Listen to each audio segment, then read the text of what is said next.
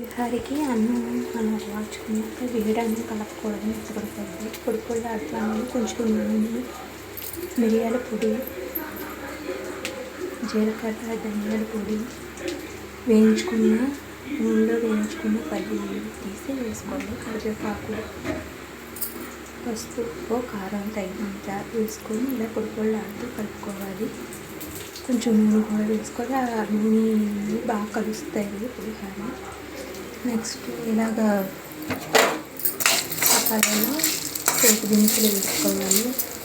శనగపప్పు, కందిపప్పు, అల్లం, పచ్చిమిరపకాయలు, ఎండుమిరపకాయలు, అల్లం, కరివేపాకు వేగాక ఇంటి వేసుకోవాలి. వేగాక మనం ఇలాగా చింతపండు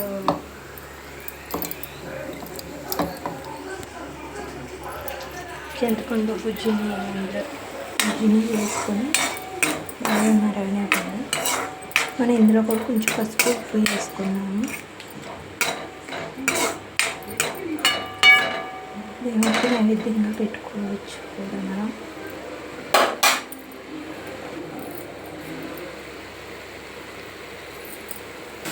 ఇలా దగ్గరికి వేయాక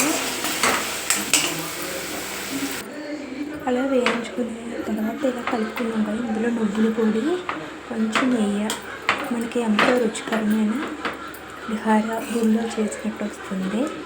ట్రై చేయండి.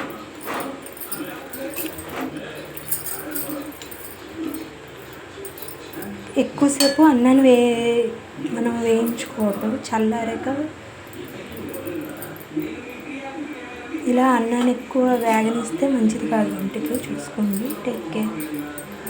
నచ్చితే మన ఛానల్ని సబ్స్క్రైబ్ చేయండి.